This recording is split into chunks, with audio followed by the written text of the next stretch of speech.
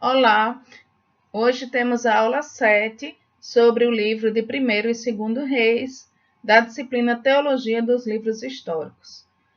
Vamos falar sobre os livros que contam a história dos reis de Israel, que é chamado Reino do Norte, e dos reis de Judá, chamado Reino do Sul, e que vai desde a época de Davi, do rei Davi, até o cativeiro babilônico, cerca de 400 anos depois, do reinado de Davi. É redigido a partir da perspectiva dos profetas e era o único livro no cânon judaico na sua forma original.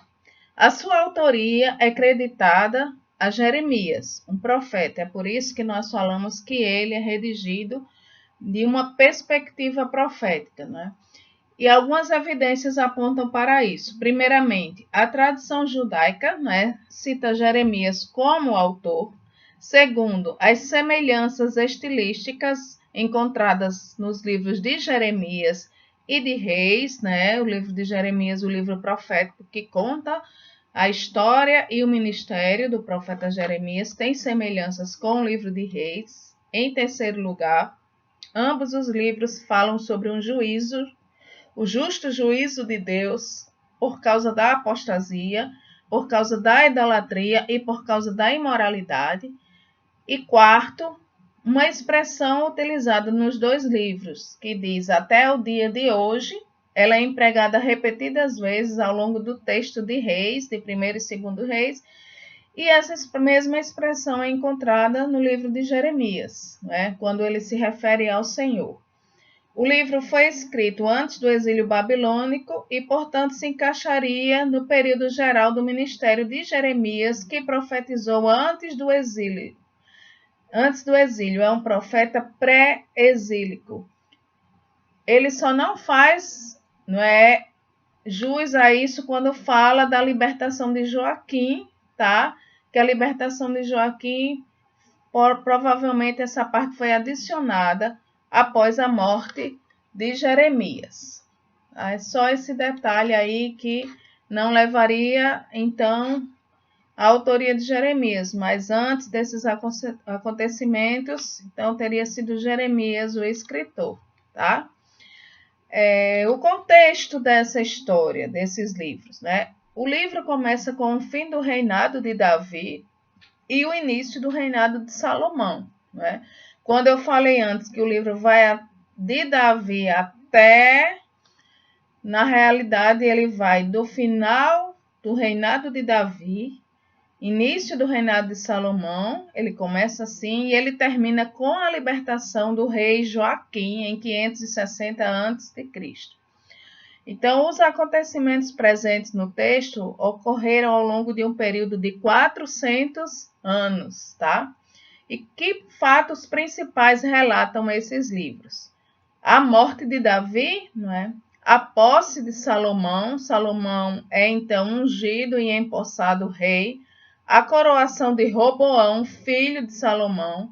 A divisão do reino, quando o reino se divide em Reino do Norte, Reino do Sul, Reino de Israel e Reino de Judá, O Reino do Norte seria o Reino de Israel, o Reino do Sul, o Reino de Judá. A posse de Jeú, a varredura realizada por Jeú nos reinos do Norte e Sul. Vai relatar também o cativeiro assírio em 722 a.C., quando o Reino do Norte foi levado pela Assíria.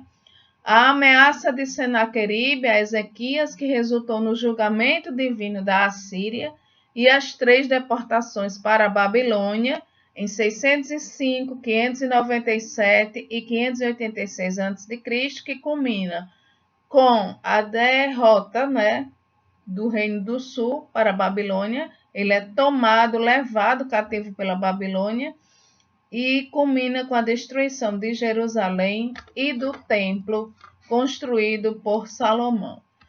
A estrutura do livro. O livro segue uma estrutura tríplice. A primeira parte trata do reino unificado sob o governo do rei Salomão, que vai de 1º Reis 1 até o 11, capítulo 1 ao capítulo 11. Esses acontecimentos ocorreram entre 971 e 931 a.C. A segunda parte do livro vai abordar já o reino dividido, desde a época da divisão em norte e sul até a dispersão assíria do reino do norte, que vai de 1 Reis 12 a 2 Reis 17. Todo esse texto vai relatar, né, o reino dividido, a divisão do reino, até o reino do norte, o reino de Israel, ter sido levado pela Assíria. Esse período histórico trágico aconteceu entre 931 e 722 a.C. A terceira parte abrange os anos restantes do Reino do Sul. O Reino do Sul ainda passa uma boa parte existindo, certo? Chamado de Reino de Judá, desde a época da dispersão assíria até a conquista da Babilônia, até 2 Reis, né? 25, vai de 2 Reis 18 ao 25. Essa parte, né, que vai abranger o restante do Reino do Sul, de existência do Reino do Sul. E essa seção de reis vai relatar acontecimentos importantes, muito importantes, desse período aí de sobrevivência do Reino do Sul. Qual é a mensagem, né? Os reis eram os representantes da nação e eles eram avaliados a partir de uma perspectiva da aliança pelo autor profético. Então, Jeremias, quando escreve esse livro, né, ele escreve e descreve os reis como representantes da nação, no caso, antes da nação única de Israel e depois da nação dividida. E eles são avaliados a partir dessa perspectiva da aliança. Eles cumprem ou não a aliança? Eles continuam fiéis ou não à aliança? Ou eles vão ser infiéis a Deus, infiéis à aliança feita com Deus? Então, o livro vai descrever a glória do reino unificado sob o governo de Salomão, tá? A divisão do reino, a forma como os reis desses reinos divididos levaram o povo a níveis de apostasia e idolatria, níveis cada vez maiores, níveis crescentes de apostasia e de idolatria, que vão culminar nos cativeiros assírio e babilônico. Né? Apesar desse padrão de degradação, tá? O livro também deixa claro, não é? O profeta que escreve o livro deixa claro que Deus tinha um futuro glorioso reservado para Judá por causa de sua posição como nação eleita. Ou seja, apesar da apostasia, da desobediência, da idolatria a deuses pagãos, né? Deus continua acreditando naquele povo e o profeta vai dizer que Deus tem um futuro glorioso reservado para Judá, né? No caso, Judá, porque foi pelo Reino do Sul que continuou a descendência, a existência da nação de Israel. Porque era uma nação eleita por Deus, né? Desde quando ele fez o pacto com Abraão. Essas verdades foram registradas a fim de que os exilados que estavam na Babilônia, os exilados do Reino do Sul, fossem incentivados a arrepender-se dos pecados e para que assim Deus pudesse restaurá-los à terra prometida. Ou seja, eles, mesmo cativos, mesmo prisioneiros, mesmo escravos, eles tinham que ser fiéis a Deus, arrepender-se dos pecados e assim pudesse voltar à terra prometida, né? Por isso que Jeremias registra essas passagens, né, dando uma boa parte do livro, né, enfatiza, né, ele dá uma boa ênfase a essas nações, né, que na verdade, ele dá uma boa ênfase ao reino do norte, não é? Que então vai ser um reino de total apostasia, porque não houve nenhum rei bom, não é? No reinado do norte que estava ali, e aí para que sirva de exemplo para o reino do sul, para que o reino do sul aprenda, não é? Com os erros do reino do norte e não repita, não é? Infelizmente não é o que vai acontecer, não é? como nós veremos a seguir, né, mais adiante. E aí o reino, né, a dinastia de Israel, ela foi estabelecida em 1 Samuel e foi consolidada em 2 Samuel. O livro de 1 Reis vai registrar sua divisão e o seu declínio. E o de 2 Reis mostra sua destruição e deterioração. O livro de Reis vai evidenciar as disciplinas, as promessas divinas incondicionais da aliança, derramadas, não é, sobre aquela nação. Esses livros vão mencionar vários profetas, explicando assim como o ministério dos profetas começou a desenvolver-se na época dos reis. Então, esse livro ele trata da relação, não é, entre profetas e entre reis, né? A relação que existia entre eles. O livro também mostra de que forma os reis agiam como representantes do povo, mostra a rebelião à aliança por parte desses reis, né? E por isso vai haver muitos conflitos entre eles e os profetas. Esse livro também falava, né, dessa implicação negativa para toda a nação, porque se os reis desobedeciam, já que eles eram os representantes do povo, imagine então o povo que olhava para os reis e dizia assim: se eles podem fazer isso, nós também podemos, né? Isso implicava, né, negativamente, tinha essa implicação negativa. Então, os reis eram constantemente confrontados pelos profetas, que eram representantes de Deus, verdadeiros representantes. E havia, então, bastante conflito entre reis e profetas, né?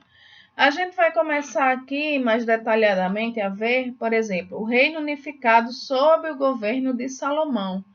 Então, no livro de Reis, os vários governantes foram avaliados de acordo com a aliança mosaica. Eles estavam cumprindo a aliança mosaica ou não? E também de acordo com a aliança davídica, para que os exilados aprendessem com a história e fossem dissuadidos de desobedecer a aliança futuramente.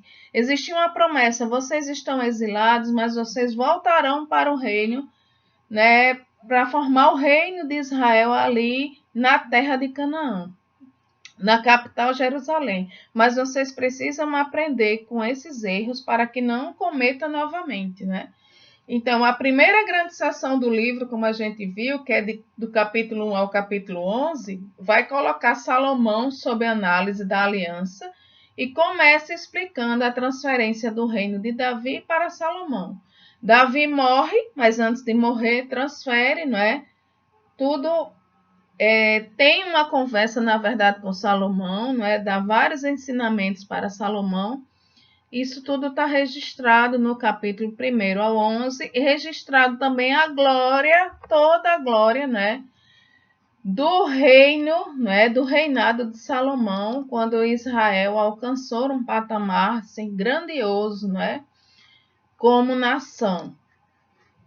Esse reino unificado começa no caminho certo, segue as exortações de Davi, leva a nação, né, a um status positivo, né, muito positivo, né? A obediência de Salomão à aliança resultou na bem-sucedida consolidação da nação, né?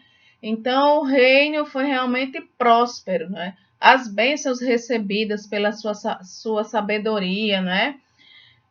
As bênçãos recebidas porque ele era obediente, então Deus concedeu a ele sabedoria, está lá no capítulo 3, e prosperidade, que está registrado no capítulo 4, deu a ele reputação internacional, ele era conhecido em todo o mundo existente como o rei mais sábio e próspero.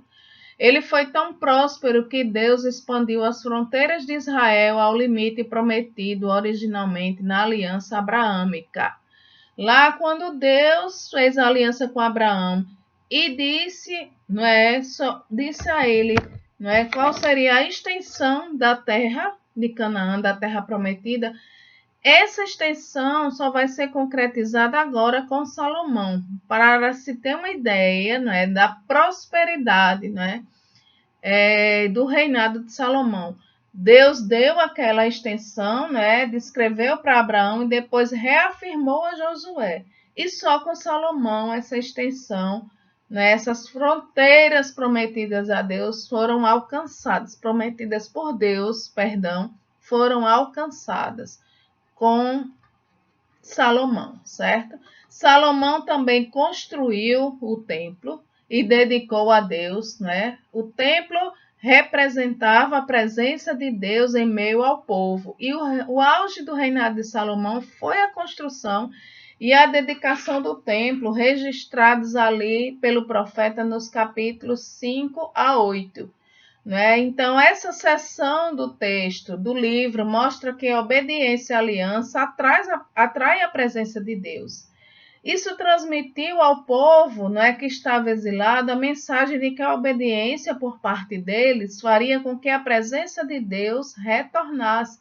Se eles fossem obedientes, eles retornariam à terra prometida, pois Jeremias profetizou um cativeiro na Babilônia de 70 anos. Esse era um tempo curto em tratando-se daqueles tempos, né?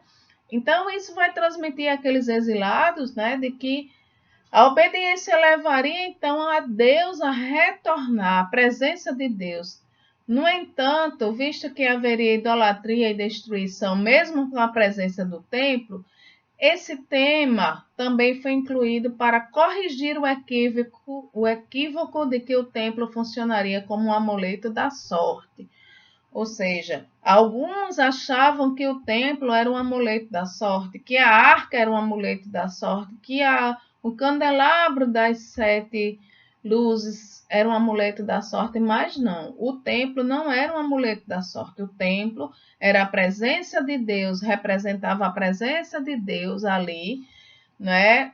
E ele não era somente um amuleto para afastar as maldições da aliança, certo? Ele era um local onde o povo deveria adorar a Deus, ao único Deus. Essa construção e dedicação do templo, né? Salomão, ele preparou-se para isso, está lá no capítulo 5, firmou um contrato com Irão, rei de Tiro, em troca de materiais de construção, trabalhadores e administradores necessários para a realização dessa importante tarefa.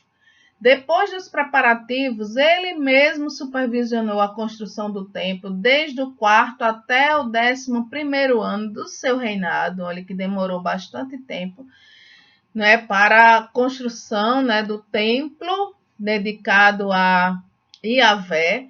Está registrado no capítulo 6 e 7, nos capítulos 6 e 7. A conexão entre a obediência a Salomão e a presença de Deus fica muito clara na dedicação do templo, registrada ali no capítulo 8. A glória de Deus residia na Arca da Aliança, no lugar santíssimo, e assegurava ao povo de Israel a presença de Deus ali entre eles. Mas esse tempo próspero, né, tempo maravilhoso do reinado de Salomão, ele não vai durar muito, tá? Logo, Salomão vai desobedecer e, infelizmente, por causa da desobediência dele à aliança, que já começa ali no capítulo 11, ele perdeu a maior parte das bênçãos de Deus. Esse capítulo 11, é um capítulo de transição e explica as maldições, né? Essas maldições são consequências da rebelião, da desobediência à aliança, né? E como Salomão desobedeceu a Deus? A proliferação das esposas dele e concubinas de várias nações, né? Mulheres estrangeiras, fez com que ele não mais seguisse o Senhor com todo o coração. E aí, o que é que ele fez? Ele permitiu que essas mulheres adorassem os seus deuses, não é? Deuses daquelas nações estrangeiras, e até construíssem templos para estes deuses dentro da nação, dentro do território de Israel. Daí veio a desintegração do império de Salomão. Essa desintegração começa a ser sentida imediatamente, né? Porque a partir daí muitas coisas vão acontecer, né, que vão trazer a desintegração da nação de Israel. É com Salomão que começa, tudo isso, por causa da sua desobediência à aliança. E essa desintegração vem através do reino dividido, tá? O reino vai ser dividido a partir do capítulo 12, do texto, fala dessa divisão. Roboão, que era o filho de Salomão, deu ouvidos ao conselho inexperiente de homens mais jovens, ao invés de escutar os mais velhos, em relação ao pedido de um homem chamado Jeroboão para que os tributos fossem diminuídos. Quando Roboão assumiu o trono, filho de Salomão, ele aumentou o número de impostos, E aí Jeroboão representava 10 tribos do norte e faz um pedido para Roboão diminuir os impostos. Ele não acata, ele prefere ouvir os conselheiros mais jovens, mais inexperientes, ao invés dos conselheiros mais experientes, mais velhos. E aí o que é que acontece? As 10 tribos se reúnem, e vão tornar Jeroboão rei dessas 10 tribos, se separam de Judá, rejeitam a cidade santa, o templo e a linhagem de Davi. É aí que acontece a divisão do reino de Israel. E ela vai ser dividido esse reino em Reino do Norte, com essas 10 tribos que seguiram Jeroboão e o escolheram como rei, e o Reino do Sul, que será, na verdade, formado pelas tribos de Judá, Benjamim e a tribo dos levitas, que não tinham um território, porque era a tribo responsável pelo serviço religioso, era a tribo sacerdotal. A fim de frisar ainda mais a conexão entre a derrota do norte pelas mãos dos assírios em 722 a.C. e as violações da aliança, o autor chama a atenção para o governo perverso de Jeroboão em Israel. Então, Jeroboão, ele assume como rei nas 10 tribos, tá? O fato mais problemático do reinado dele foi a criação de um sistema alternativo de adoração, na tentativa de impedir que as pessoas do norte retornassem ao Templo de Jerusalém. Ora, o reino foi dividido, mas as pessoas continuavam israelitas e elas tinham que ir até Jerusalém para adorar a Deus. Ele, com medo que essas pessoas saíssem da parte norte, fossem para a parte sul e de repente houvesse uma rebelião contra ele, ele cria um sistema de adoração, no território do norte. E ele vai criar 2 santuários, tá? E ali ele vai introduzir a adoração ao bezerro de ouro e vai também criar um sacerdócio de pessoas de tribos que não era a tribo de Levi, de não levitas, o que não podia.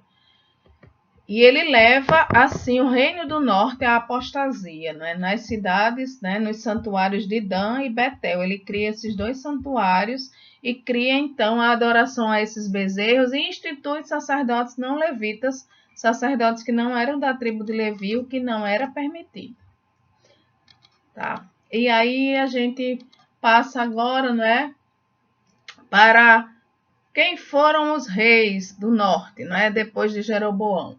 O autor vai mencionar uma série de governantes perversos do norte, tá? Até culminar em Acabe, usando habilmente cada um desses reinados, eles usaram para solidificar, na mente, dos leitores. Ele queria solidificar na mente a quem aquele livro era dirigido, aos leitores, a conexão entre a desobediência, a aliança e as maldições, tá? Ou seja, o que Jeremias queria deixar de mensagem para aquelas pessoas que estavam lendo o livro, A desobediência, a aliança vai levar a tragédias, a morte, a destruição, O principal foco dessa seção do livro são as práticas perversas do rei Acabe e de sua esposa, a fenícia Jezabel. Essa história leva uma boa parte do livro, dos capítulos 16 ao 22, tá? O autor vai observar como o casamento de Acabe com uma fenícia, né, e a rainha Jezabel levou a promover a adoração de Baal. Baal era o deus preferido de Jezabel. Né? Em todo o norte, o baalismo, que era o culto a Baal, em um templo rival de Samaria e a construção de inúmeros outros centros de paganismo por toda a terra de Israel. É isso que ela vai fazer. No Reino do Norte foram construídos primeiro um templo, né, para ser rival ali, quando a capital de Samaria, a cidade de Samaria é construída para ser a capital do norte, né? Vai ter um templo rival ali, né? E para Baal e outros centros desse culto a esse Deus, que exigia inclusive sacrifício de crianças por toda a terra de Israel. Ela institucionaliza o culto a Baal, que era o seu Deus ali, preferido, um Deus, né, chamado um Deus cananita, porque várias nações ali adoravam esse Deus. Baal e o baalismo, né? Na terra de Canaã, esse deus Baal era o grande dispensador da fertilidade e era adorado sobretudo nas partes baixas, onde era praticado o ritual da fecundação através das prostitutas sagradas. Existia um culto, né, sexual a Baal, onde havia ali as prostitutas sagradas. Também era praticado o sacrifício de crianças, como eu já falei, como oferenda a Baal. Assim, Baal passou a ser considerado como o grande adversário de Iavé, o Deus de Israel. E apesar da pregação e da oposição dos profetas, o culto a Baal resistiu muito tempo em Israel. Como eu falei, ele foi institucionalizado por Jezabel. Os reis de Israel chegavam até mesmo a consultar essas divindades locais e a promover-lhes o culto, ou seja, o rei, que era aquele que representava perante Deus a aliança com a nação, agora estava adorando, oferecendo sacrifícios, construindo templos a esse Deus pagão. O exemplo mais famoso é o de Acabe, que, instigado pela sua mulher Jezabel, fez tudo para incrementar o culto a Baal, o que provocou a furiosa reação do profeta Elias, que foi perseguido por causa disso. Lá em 1 Reis 18, conta essa história, né? Com a ajuda de Yahvé, o profeta Elias desafiou e venceu os sacerdotes de Baal, naquele famoso episódio do Monte Carmelo, que está lá no capítulo 18. Então, Elias, ele desafiou, não é? Os profetas de Baal, 450 profetas de Baal, e os vence, não é? Com Yahvé ao lado dele, não é? Vence aquela batalha, né? Com aqueles profetas, né? De um deus pagão adorado por Jezabel, chamado Baal. A inclusão dessas narrativas de Elias tem como objetivo expressar a coragem dos profetas, a expor a perversidade dos reis do norte. Então Elias foi perseguido, quase foi morto, porque enfrentou Acabe e Jezabel, considerado o pior casal da Bíblia, né? Porque Elias teve a coragem de mostrar a perversidade daquele rei, né? De apostasia, né? De se voltar para deuses pagãos, abandonando o culto a Yahvé. Esses capítulos mostram com propriedade como os reis do norte eram maus.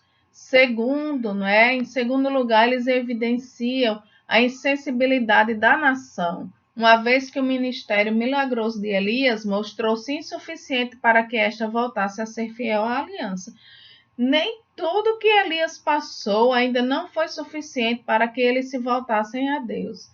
Também servem como argumento que revela a supremacia de Yahvé sobre Baal no confronto entre Elias, que era um profeta solitário, tá? Contra 450 profetas de Baal no Monte Carmelo. E Elias venceu aquela batalha porque Deus estava com ele, enfrentou 450 profetas e venceu, certo?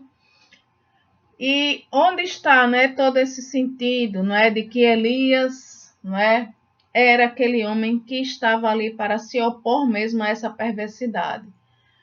Então, apesar de Baal alegar controle sobre a chuva, ele era conhecido como aquele que controlava a chuva. Deus demonstrou sua supremacia sobre Baal quando Elias, cujo nome significa Jeová é Deus, ordenou o início de uma seca. Então, Elias ordena, mando de Deus, o início de uma seca. Apesar de Baal prometer a produtividade agrícola, né, a supremacia de Deus ali prevaleceu, que ele era o verdadeiro doador dos grãos e do azeite. Apesar de Baal alegar jurisdição sobre a vida e a morte, o Senhor mostrou sua supremacia ressuscitando os mortos. Está lá em 1 Reis 17, do 17 ao 24. Apesar de Baal alegar controle sobre os raios e o fogo, Deus mais uma vez mostrou sua supremacia quando Elias fez descer fogo do céu e estava tudo molhado, né? As pedras estavam molhadas, encharcadas de água. Está lá em 1 Reis 18, do 1 ao 40. Apesar de Baal, como Deus da tempestade, alegar a capacidade de controlar a chuva, Deus voltou a demonstrar sua supremacia quando Elias orou pedindo o fim da seca, lá em 1 Reis 18, 41 a 46, ou seja, Baal se apresentava como controlador das forças da natureza, mas Deus veio e, através de Elias, do seu profeta, mostrou que não. Controlador de toda a natureza, de todos os elementos da natureza, é Deus, o Criador e controlador. E através de Elias, do ministério de Elias, ele vai demonstrar isso para o povo da nação do norte, principalmente para os profetas de Baal, para Jezabel e para Acabe. Depois de Elias tem um outro profeta, né, que é registrado no livro, a sua história. E o livro registra o chamado de Eliseu para suceder Elias como grande profeta de Israel. A gente sabe que existiam outros profetas, mas esses tiveram ênfase no texto, uma ênfase maior, porque tiveram um ministério, né, digamos assim, como os primeiros, os mais importantes, aqueles que realmente foram bater de frente a mando de Deus com todos esses reis apóstatas, não é? E ele vai suceder Elias, né? Como esse profeta que tem essa relevância. Nos capítulos finais, o jovem profeta, né? Nos capítulos finais de 1 Reis, o jovem profeta, treinado para assumir a liderança espiritual de Israel, em um momento no qual os reis não seguiam mais o Senhor, os reis já tinham deixado o Deus Yahvé há muito tempo. O livro de 1 Reis termina com uma comparação entre o reinado de Josafá no sul e o de Acasias no norte. Josafá foi o segundo dos 8 reis bons de Judá. Em Judá, no reino do sul, houveram alguns reis bons. Ele vai remover a idolatria, Josafá vai desenvolver a indústria e o comércio, vai expulsar os sodomitas e faz as pazes com o reino do norte, porque quando houve a divisão, esses reinos do norte e do sul ficaram brigando entre si.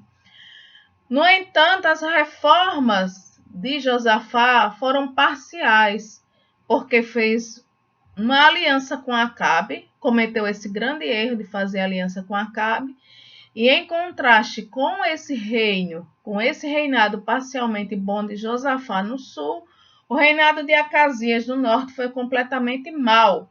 Acasias era filho de Acabe e ele seguiu exatamente os mesmos passos perversos de seu pai. Tá? Acabe foi um rei mau, influenciado por sua esposa estrangeira Fenícia, Jezabel, e o seu filho Acasias também foi um rei mau, desobediente. Vamos ao livro de 2 Reis. A narrativa do livro de 2 Reis começa no meio do reinado de Acasias e dá continuidade ao tema das maldições da aliança, destinadas àqueles que rejeitavam o verdadeiro culto a Yahvé. Lembrando que esses livros, no cânon judaico, é um livro só, tá? Em seguida, 1 Reis muda o foco das narrativas de Elias para as narrativas de Eliseu. A transição é feita quando Elias dá a Eliseu a porção dobrada do Espírito e é arrebatada ao céu em uma carruagem de fogo.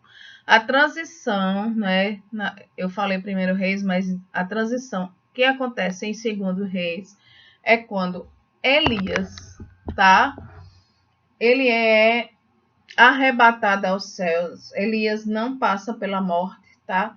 Ele é arrebatado numa carruagem de fogo e ele, antes disso, dá uma porção dobrada, né, a Eliseu, seu sucessor. O início do ministério de Eliseu, certo? Continua, né, mostrando a supremacia de Yahvé sobre Baal, né? Só eu me atrapalhei um pouco, desculpa. O início do ministério de Eliseu continuou mostrando a supremacia de Yahvé sobre Baal, do mesmo jeito que Baal sofreu derrotas para o Deus único Yahvé, né? No tempo de Elias, também no tempo de Eliseu vai ser a mesma coisa. Eliseu vai purificar as águas amargas de Jericó, tornando-as potáveis. Provoca a derrota de Mesa, rei de Moabe, por meio de uma provisão milagrosa de água no deserto de Edom. Ao todo, o texto faz referências a Eliseu, realizando o dobro de milagres de Elias, embora menos espetaculares. Milagres mais simples, digamos assim. Não que deixem de ser milagres, mas que não são espetaculares como os de Elias, não é? Foram eficazes, né? Esses milagres, eles demonstram a supremacia de Jeová sobre a vida, sobre a morte e sobre a produtividade agrícola. O Deus Yahvé, ele domina todas as coisas, né? Tudo, né? A produtividade agrícola, a morte, a vida. Esse era um recado dado aos deuses e aos seus seguidores pagãos, né? A história de Naamã é uma outra parte do texto importante, né, de 2 Reis. A cura milagrosa do leproso Naamã, que era da Síria, mostra a supremacia de Yahvé e a sua graça a todas as pessoas, mesmo aquelas que não pertencem à comunidade da aliança. Ou seja, a história de Naamã, ela serve, né, para nos mostrar que Deus sempre incluiu na aliança dele pessoas de outras nações. Que Israel foi chamado para fazer aliança, mas para que abençoasse as outras nações. Só que Israel fez o inverso. Ele pegou as práticas ímpias das outras nações e trouxe para ele, né? Então, a história de Naamã demonstra isso. A história de Naamã também foi incluída para servir de contraste ao rebelde Reino do Norte, né? Para que contrastasse, na verdade, né, as histórias desses dois reinos.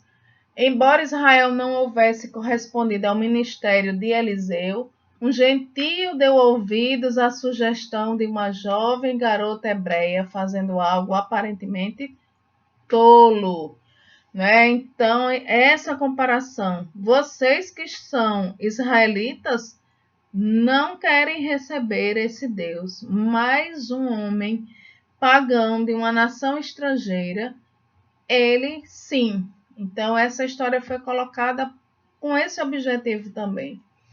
Esse homem foi tão receptivo espiritualmente que desejou erigir um altar em seu próprio país para adorar a Jeová. Totalmente diferente. Enquanto Israel trazia os deuses pagãos estrangeiros e erigia altares a eles, ele queria erigir um altar ao Deus único no seu país, né? Então, essa história, né, de Naamã, que tem outros detalhes, né?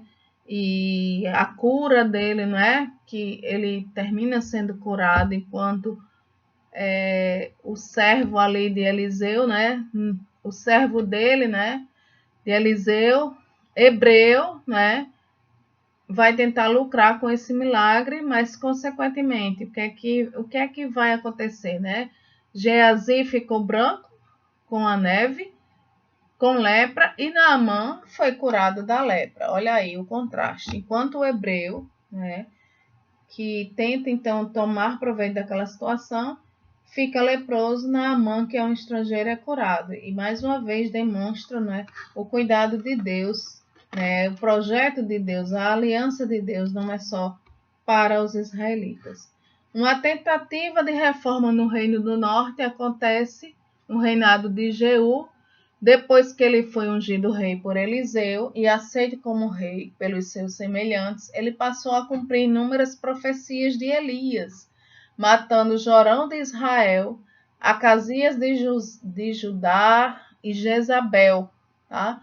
Jeú também matou 70 filhos de Acabe e 42 parentes de Acasias, toda aquela parentela que era toda idólatra, tá? Depois juntou-se a Jonadab, que completou a erradicação da casa de Acabe, ou seja, a proposta, o objetivo era acabar com a casa de Acabe, com aquela dinastia. Jeú também erradicou todos os adoradores de Baal que estavam em Israel. No entanto, essas melhorias foram apenas reformas parciais, uma vez que Jeú permitiu a existência de falsas religiões na terra de Israel. Acabou com a casa de Acabe, com a dinastia de Acabe, com muitas adorações a Baal, mas ainda continuou a ter permitido adorações estrangeiras. Por causa dessa violação à aliança, a nação sofreu a consequência de uma ocupação gradual dos povos que moravam nos territórios transjordianos e pelos vizinhos inimigos. Tá? O reinado de Jeroboão II, né, segue o mesmo padrão pecaminoso de Jeroboão I. No entanto, neste reinado houve uma expansão territorial em áreas compatíveis com a profecia que está lá em 2 Reis 14:25, né, que é a profecia de Jonas, né, que está também relatada ali naquele texto. De 2 Reis, tal expansão foi algo que Deus realizou unilateralmente por causa das promessas incondicionais contidas na aliança abraâmica. Por isso, o mau comportamento de Jeroboão II não pôde anular a aliança abraâmica, mas, por outro lado, também não pôde atrair bênçãos de Deus sobre aquela nação. Outros reis do norte, né, mencionados nos capítulos seguintes, foram incluídos esses relatos para ilustrar o princípio familiar de que a desobediência à aliança leva à disciplina por parte de Deus. Tá? A desobediência de Zacarias resultou em seu assassinato pelas mãos de Salum, né, por causa da violação da aliança. No assassinato de Zacarias, Salum também vai ser assassinado por Menahem. Como castigo por sua maldade, bem como por sua crueldade e pela promoção da idolatria, Menahem teve de pagar tributo ao rei assírio Tiglat-Pileser III.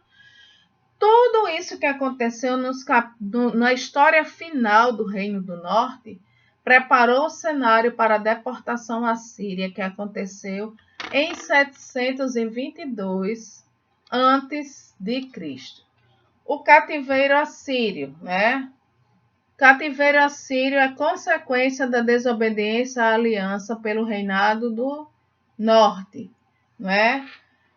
Oséias foi o último rei de Israel, do Reino do Norte.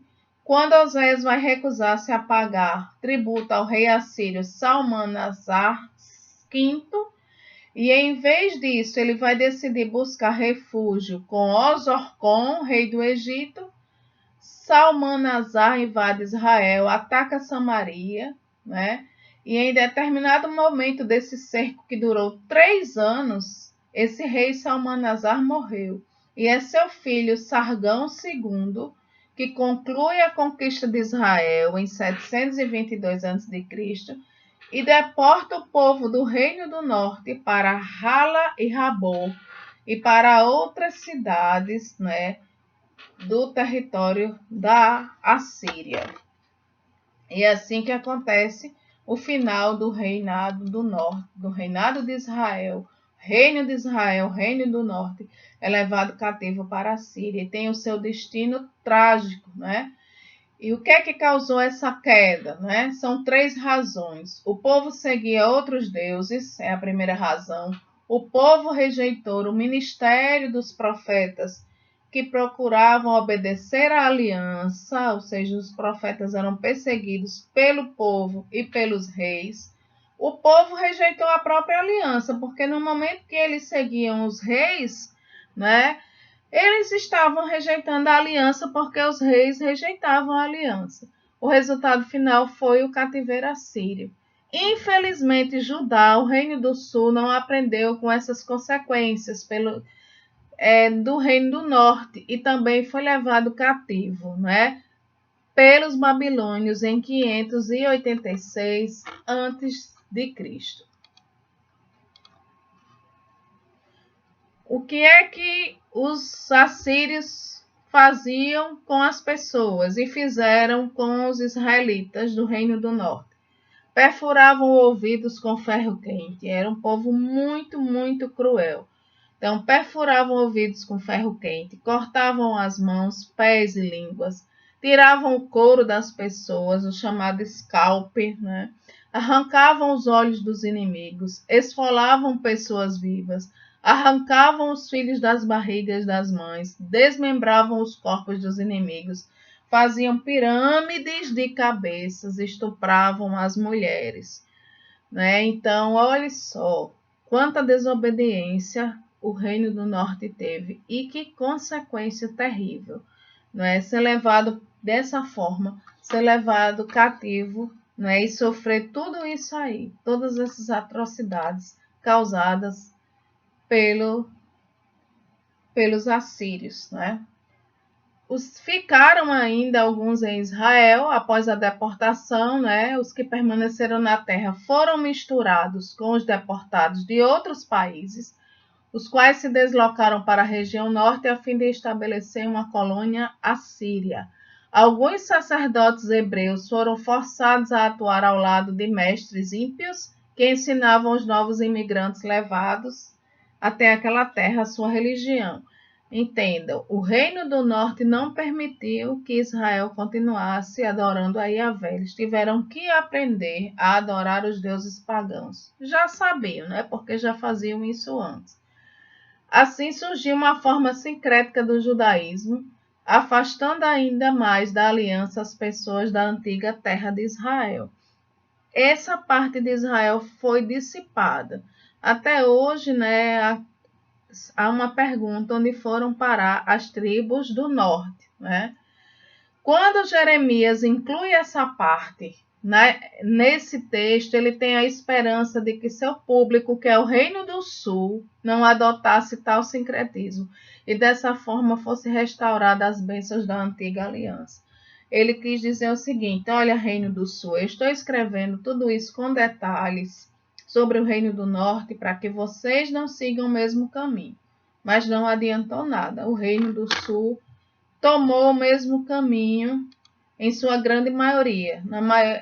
Infelizmente, alguns reis tentaram até reformar a religião ali no Reino do Sul, mas a maioria terminou agindo da mesma forma. O Reino do Sul até o cativeiro babilônico é descrito em 2 Reis do 18 ao 25, dos capítulos 18 ao 25. A terceira e última seção do livro retrata os dias finais como reino hebraico restante, Reino do Sul. Esta seção mostrava aos exilados como a rebelião de Judá ocasionar o cativeiro e visava ser um incentivo para eles ao lembrá-los da graça de Deus, uma vez que o Reino do Sul havia durado mais 140 anos após a destruição do Reino do Norte. É muito tempo, 140 anos. Aprendam com aquilo que aconteceu e não façam mais, não continue adorando a deuses pagãos, se voltem para Deus, retomem a aliança, ou então o destino do Reino do Sul será o mesmo do Norte. Era isso que Jeremias queria dizer a eles, né? Reformas e tentativas de invasão no Reino do Sul. As reformas de Ezequias permitem que ele seja classificado como um dos melhores reis de Judá. Quando a Assíria, sob o governo de Senaqueribe, invadiu Judá, Deus poupou milagrosamente seu povo, com base no que havia prometido na aliança davídica. Essa vitória foi um momento muito importante para a sobrevivência de Judá. Ao passo que o Reino do Norte foi derrotado pela Assíria, Judá sobreviveu à ameaça do mesmo povo em 701 a.C.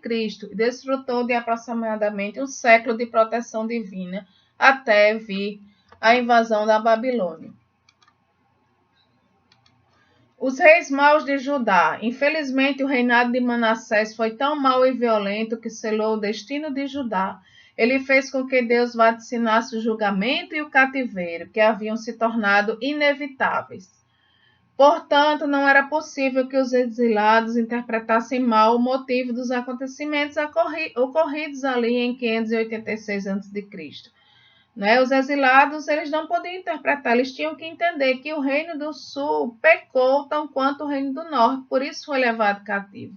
E como resultado da sua rebelião à aliança, sofreu a consequência, Também Manassés foi assassinado por conspiradores, Porque se rebelou contra a aliança de Deus e levou o povo a se rebelar contra a aliança. Ele foi um rei muito mau.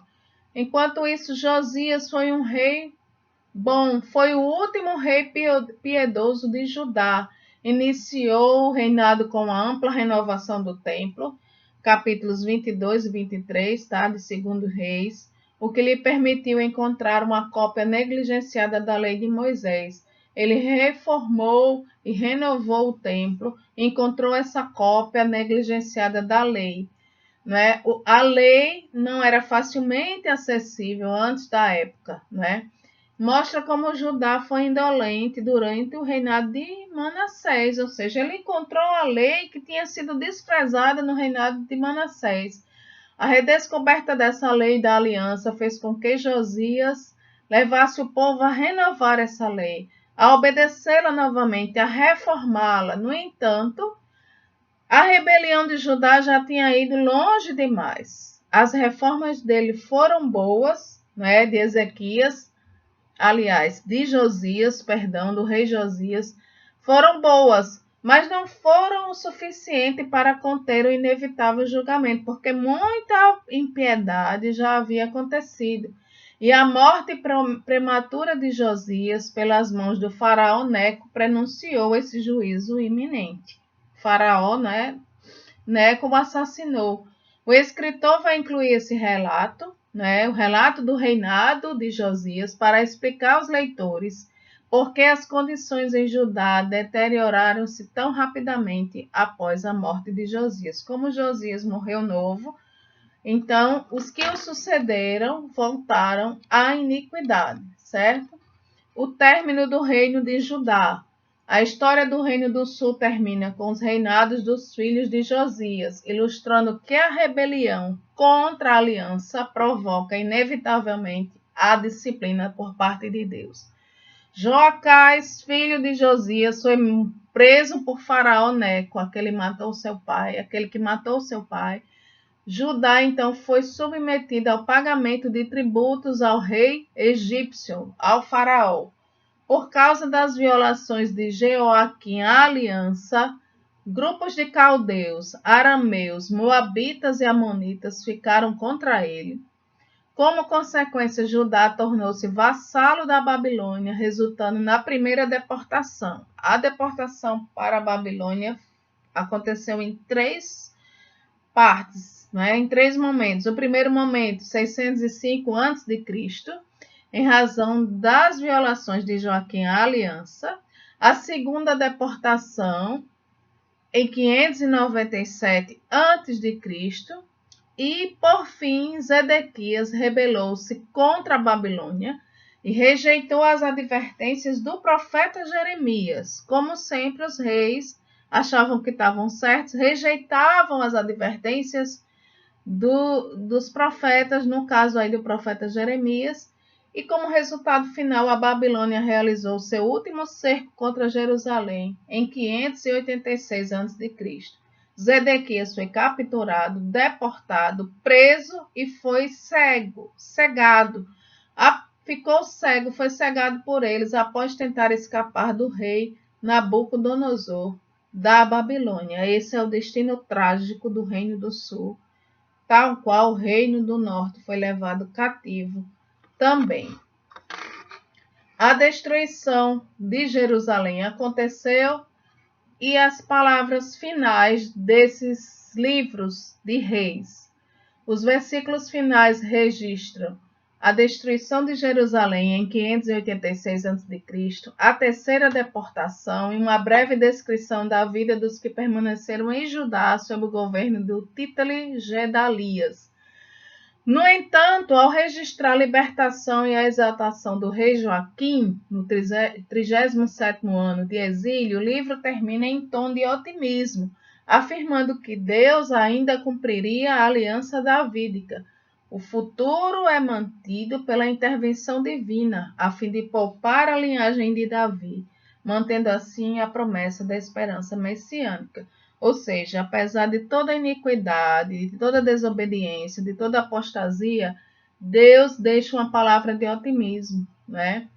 Quando o rei Joaquim, é liberto, ali na metade do exílio, mais ou menos, quase na metade, o livro termina em tom de otimismo, relatando isso, relatando que Deus ainda cumpriria essa aliança davídica, porque pela intervenção divina, a linhagem de Davi seria mantida e, consequentemente, a linhagem do Messias, Havia uma promessa messiânica, A importância teológica desse livro, é explicada, a partir, de uma perspectiva profética, A história dos reis de Israel é registrada, ela é explicada a partir de uma perspectiva profética e a teologia está aí também. O autor vai observar continuamente, essa relação, essa interação entre profetas e reis. Quando os reis davam ouvidos à mensagem dos profetas, dos servos de Deus, eles tomavam decisões corretas e recebiam bênçãos divinas. Quando eles rejeitavam, essas mensagens dos profetas, toda a nação sofria. Então, tudo progredia ou tudo regredia no âmbito espiritual, social, militar e político, conforme as atitudes da liderança. Então, o rei agia de forma honesta, de forma a atender, a obedecer à aliança. Havia uma progressão, Mas se ele agia contra a aliança com Deus, não ouviam os profetas, havia uma regressão, tanto no âmbito espiritual, como no âmbito social, como no âmbito militar, no âmbito político. Conforme as suas atitudes, vinham as consequências que não eram só para eles, mas para toda a nação, para todo o povo. Como líderes ungidos por Deus, os reis eram responsáveis por manter os padrões da aliança divina. Eles eram os responsáveis. Se eles não faziam isso, trariam as maldições da aliança, tanto sobre Israel, que foi o caso do Reino do Norte, quanto sobre Judá. Assim como sobre Judá, que também fazia parte ali da nação israelita. Então, se obedeciam, vinha bênçãos. Se desobedeciam, vinham maldições. E concluindo, como um todo, o livro de Reis avalia os representantes reais da nação a partir da perspectiva da aliança. É um critério de avaliação que está incorporado em cada uma das narrativas, as quais traçam a história desde a glória do reino unificado de Salomão, passando pela divisão do reino, até a maneira como os reis do reino dividido conduziram o povo a uma crescente idolatria e que vai culminar nos cativeiros assírio e babilônico. Não é? Primeiramente o reino do norte, depois o reino do sul. Apesar da decadência, desse padrão decadente, o escritor constantemente deixa claro que Deus ainda tinha um futuro glorioso reservado para Judá por causa de suas promessas da aliança feitas ao povo de Israel.